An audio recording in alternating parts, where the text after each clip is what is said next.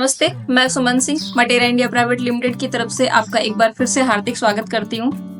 आप सभी ने सुना ही होगा कि महिलाओं का जो योगदान है आजकल हर क्षेत्र में बढ़ता जा रहा है, चाहे वो डिफेंस हो, चाहे वो पॉलिटिक्स हो, चाहे वो फाइनेंस हो, चाहे वो स्पोर्ट्स हो। तो आज मटेरा जो खेती के क्षेत्र में कार्य कर रही है, यहाँ पे भी मैं आपको मिलाने जा रही हूँ हमारी 2 महिला कार्यकर्ताओं से, जो कि किसानों के साथ ग्राउंड लेवल पे जो है कार्य कर रही है।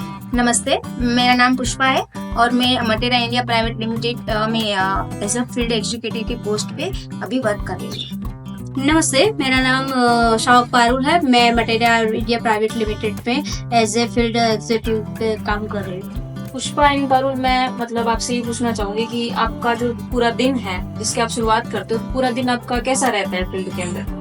हमारा डेली का रूटीन का टारगेट है 10 से 12 फार्मर को मेंटेन। तो सुबह को ही हम उनको कॉल कर लेते हैं कि आप किसान भाई है, उनको आप वहाँ पे खेत में हो या घर पे हो। अगर घर पे है तो घर पे हम उनसे जाके मिलते हैं, अगर खेत में है तो डायरेक्टली खेत में जाके हम उनसे मिलते हैं और जो हमने फसल दिया है, कॉटन दिया है, इसकी हेल्थ चेक करते हैं, इसमें कोई पेस्ट है या कोई न्यूट्रिशन की कमी दिख रही है, उसके बारे में डिस्कस करते हैं, बात करते हैं। तो ज्यादातर हमारा अब काम होता है फार्म में जाना, तो हम ज्यादा से ज्यादा फार्म में ही जाते हैं। जो भी सुझाव कुछ देना हो, कुछ काम हो, फार्म की विजिट हम कॉल करके फार्म में ही सीधा जाते हैं और पूरा दिन अच्छे से निकलता है। सुबह और शाम 2 टाइम हम लोग फार्म में जाते हैं। आप सुबह जो उठ के आप प्लानिंग करते हैं कि आज फील्ड में ये करेंगे, इन किसान भाई से मिलना होगा, इनके फार्म पे जाना होगा, कितना उस प्लान के हिसाब से चल जाता है? हमेशा प्लान के हिसाब से ही चलता है? नहीं, 50% ही प्लान के हिसाब से चलता है। 50% ही। कभी ऐसा हो जाता है कि हम 10 फार्मर के मिलने के लिए हमने कॉल किया, उसमें से 5 ही फार्मर हमें मिलते हैं। 5 फार्मर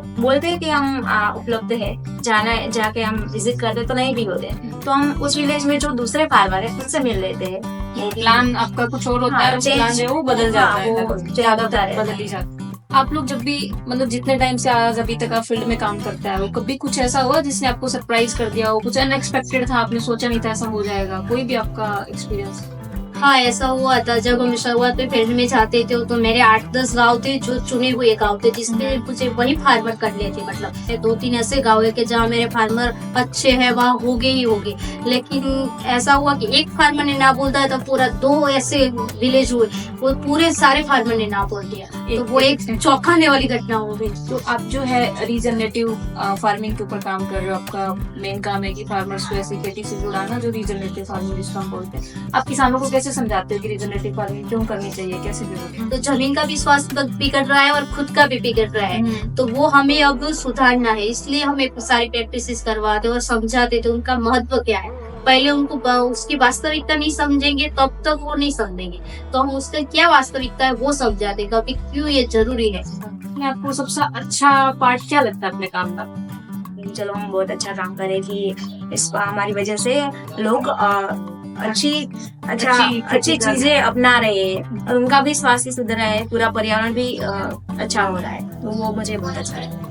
आप दोनों की नजरों में जो आपका अभी तक का एक्सपीरियंस है, आपके अपने एक्सपीरियंस के हिसाब से सस्टेनेबल फार्मिंग के बारे में कोई एक मिथ मैं जानना चाहूंगी। तो पुस्तक, वीडियो या प्रैक्टिकली कोई बात समझाएगा, वो इतना आसान नहीं है जितना हम वो मानते हैं कि ग्राउंड लेवल पर इतना सिस्टम आता ही नहीं है कि ये हो जाए, ये हो सकता है, ये हो ही जाएगा। थोड़ा वो दिक्कत वाला है कि वो आसानी से फार्मर नहीं मानते। जो छोटे छोटे फार्मर है उनको वो सारी नवजीवन खेती है वो एडॉप्ट करना उतना आसान नहीं है और उनको इतना फायदा भी नहीं है, क्योंकि नवजीवन खेती वो टाइम लेती है, 2-3 साल के बाद वो अच्छा एड देती है। आपको किस चीज ने ऐसा इंस्पायर किया कि आप मटेरा के इस नवजीवन खेती के प्रोग्राम से जुड़े?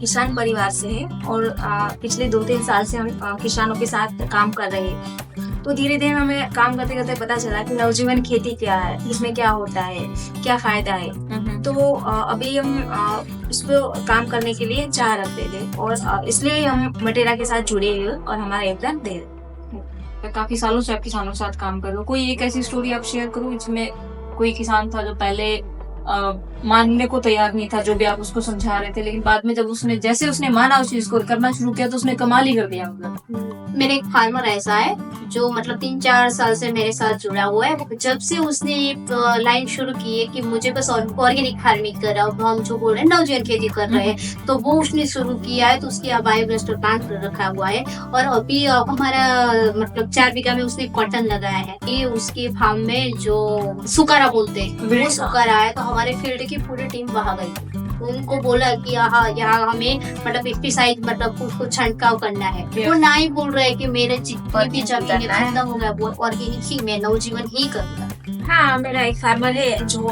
मैंने पहले काफी बार मेरे तब नहीं बन रहा था कि भाई ये नॉन बीटी कॉटन कैसे लगाए, वो नहीं होता है, उसमें पेस्ट ज्यादा आती है, यील्ड नहीं अच्छा मिलता है।